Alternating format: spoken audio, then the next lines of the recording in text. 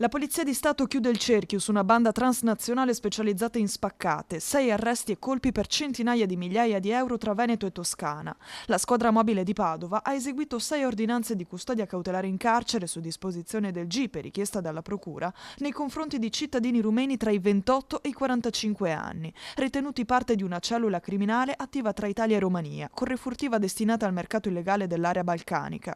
L'indagine parte dalla spaccata del 18 dicembre 2025 all'Ottica Max di Padova, dove furono rubati occhiali per oltre 200.000 euro. Al gruppo vengono attribuiti anche altri 2 colpi, lo scorso 23 gennaio a Castelfranco Veneto ai danni del negozio Luxury Mood. In quell'occasione 3 malviventi, dopo aver infranto parte della vetrina con un tombino, si erano introdotti all'interno del negozio, razziando numerose borse griffate, con un valore all'ingrosso di oltre 25.000 euro. Il secondo colpo risale lo scorso 2 marzo a Montecatini Terme, alla profumeria Rossana, dove i malviventi hanno rubato profumi per un valore di oltre 50.000 euro. Decisivo l'intervento del 3 marzo scorso, 4 membri della banda sono stati bloccati dopo un furto da 200.000 euro alle officine ottiche Gianeletti di Padova. In fuga verso Bologna hanno tentato di cambiare auto ma sono stati intercettati e arrestati.